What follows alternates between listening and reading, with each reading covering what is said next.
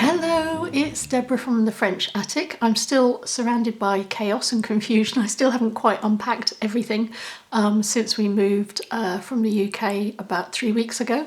I'm gradually finding out where things are, but one of the most important things I wanted to do before we get too deeply into January and into the new year was very quickly show you a little calendar that I've made for 2021. I've used some of the imagery and the colours from the Leafy Glade journaling kit. Now, I've had a look for the Leafy Glade journaling kit that I made, for the journal that I made, something similar to this, but I can't find it. I've been through so many boxes looking for it because I wanted to show you how they would all work together.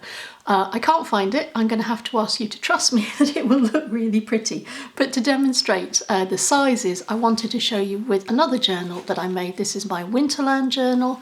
This is a kit that's also available in my Etsy shop. I will provide links for all of these things below the video. If you don't see it in the immediate panel below the video, click read more and it'll open up and you'll see all of the links there. So let me just tell you about these sheets. Now, these are 2 A4 sheets that you can download immediately from my Etsy shop, and they go through all the months obviously, and I've just done a very simple little calendar for each month, and the idea is that you can print this off and use it as a bookmark for each month, or you can use it just to help you plan out each month. And I'm going to just cut it down and I'll show you how they look, because they've been sized deliberately so that they will fit really nicely in your journal. I've cut down the first 3 months of the year, so January and February and March, and let me just show you how you can use them. So January you can use simply as a bookmark. So it's been sized so it will tuck really nicely into any pockets that you have, any little spaces that you have in your journal.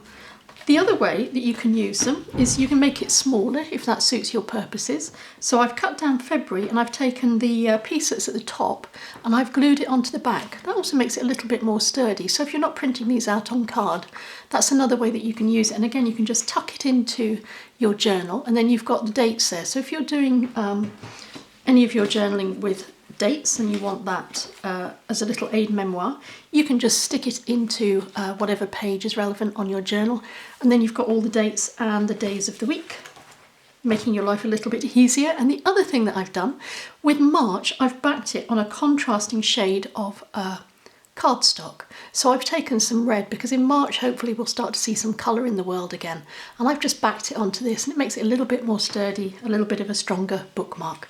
So that's just some ideas for how you can use these in your journal. Thank you very much for watching, thank you for your time, and until we meet again, stay safe and take care.